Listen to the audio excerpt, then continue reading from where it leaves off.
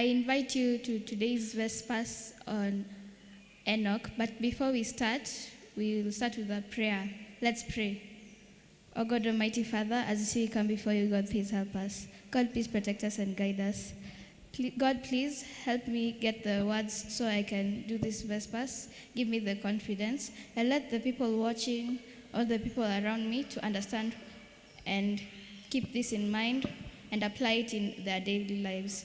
Continue helping us. For this, my prayer in Jesus' name, and believe, amen.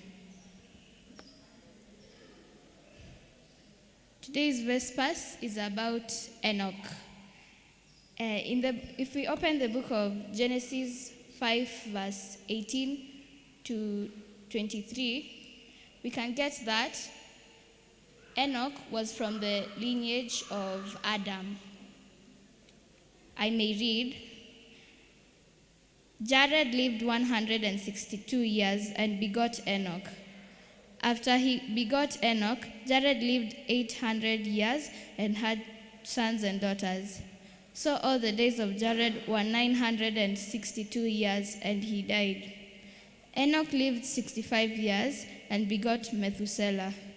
After he begot Methuselah, Enoch walked with God 300 years and had sons and daughters.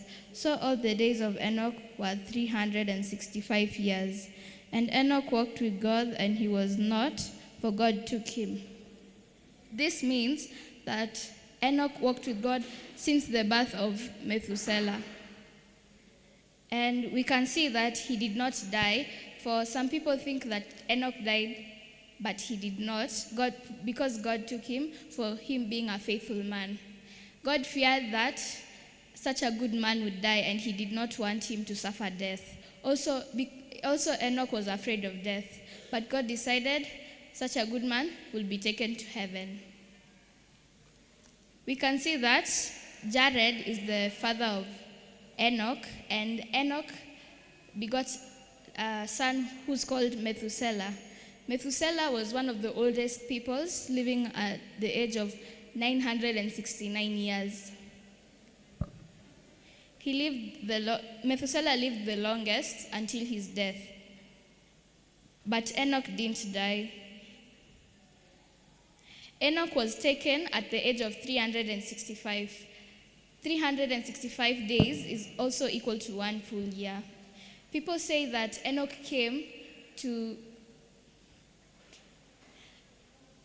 was transfigurated to strengthen Christ, meaning he came first so that people can understand and it will make Christ's work easier.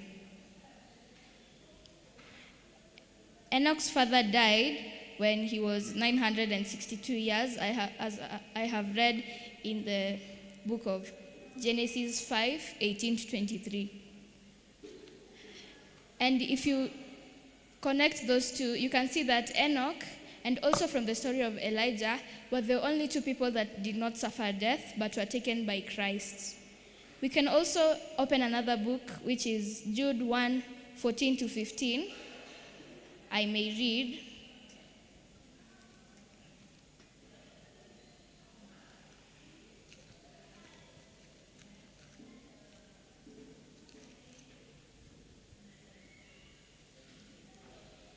And it says, Now Enoch, the seventh from Adam, prophesied about these men, also saying, Behold, the Lord comes with 10,000s of his saints, to execute judgment on all, to convict all who are ungodly among them of all their ungodly deeds, which they have committed in an ungodly way, and of all the harsh things which ungodly sinners have spoken against him. In this book, we can see that it has mentioned Enoch is the seventh descendant of Adam. And also in the book of Hebrew 11:5,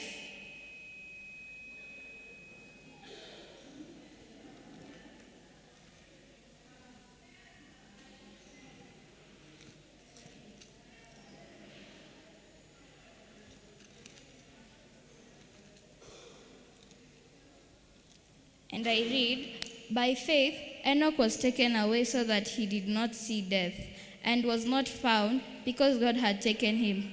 For before he was taken, he had this testimony that he pleased God.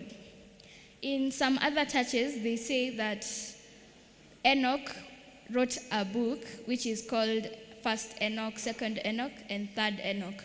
But it just disappeared out of time, and people are saying that Enoch did not write that book. It's just people that they were not even inspired by God. They just wrote it.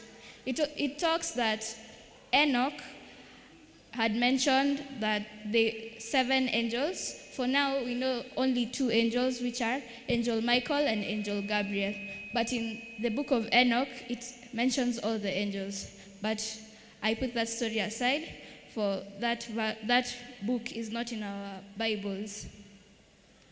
We continue talking about Enoch. You can see that Enoch started walking with Christ after Methuselah. He begot Methuselah. That God even loved him more, that he did not want him to suffer death. He was preparing the way so that Christ, when he comes, it makes his work easier, because he didn't want Christ to struggle with all the sins and everything happening around this world. God sent Enoch and people so that Enoch can help make Jesus' work easier.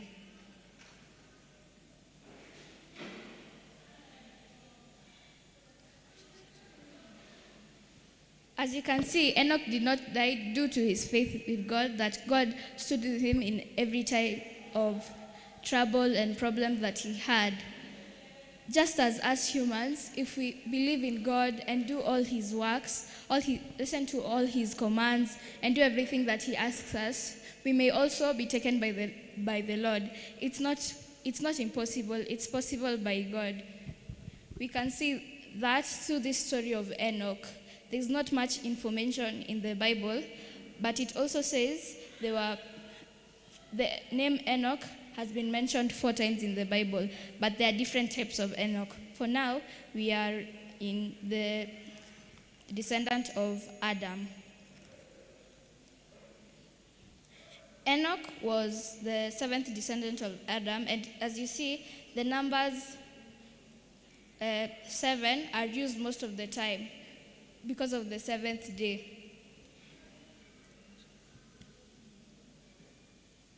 As you can see, as I said earlier, 1 year is equals to 365 years, which is stated in the Bible that Enoch was taken at the age of 365. So whenever someone asks you, did Enoch die, just tell them no.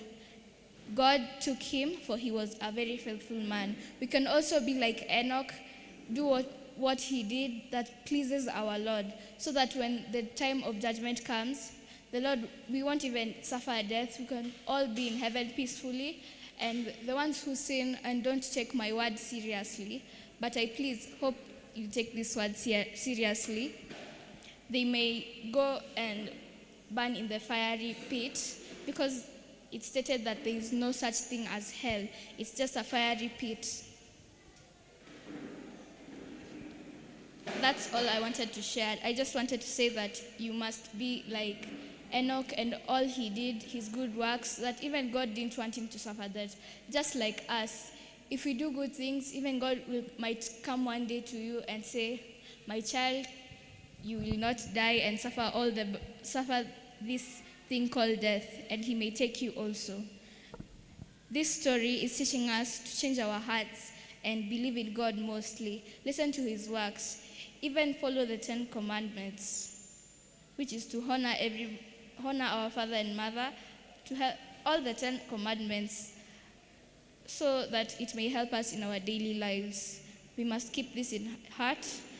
Even other people loved Enoch, which I'm not sure is stated in the Bible, but we can see that every other people loved Enoch, and also Enoch had some enemies that tried to lower his self-esteem, but Enoch stayed to his word to believe in the Lord. That's all I wanted to say. And my teaching from this story is that you should be just like Enoch, and God will help you in everything that you can. I thank you for listening to my preaching. may you take this in heart, and I thank you for taking all this time. Before I end, I want to pray. Let's pray. Oh God, Almighty Father, as you see, we have come before you, God, please help us. God, I thank you for giving me the words and the strength and helping me to say this sermon. Lord, please help people to take this by heart and not just be here to hear just what I'm saying and not take it seriously, Lord. Please help us. Help other people to take this word seriously and let them help you spread the word, Lord. As you see the people, even the viewers, people sitting around me are here listening, Lord, please protect them and bless them. Change their hearts and minds and let them confess their sins so that they may be like Enoch. Give us the strength and everything you have blessed us with, Lord, we thank you. Please help us for your holy day. The Sabbath day is about to come. Please help us through these few days. And Lord, change our hearts. Forgive us for all the sins we have committed, the ones we know and the ones we don't know. God, please, I thank you for giving me the strength to stand here and tell people about this wonderful preaching. Lord, as I end, please protect them and help us through these heavy rains that have been causing chaos each and every path. Continue helping others, even viewers, people outside this country. Continue blessing us. For this my prayer, in Jesus' name I believe, amen.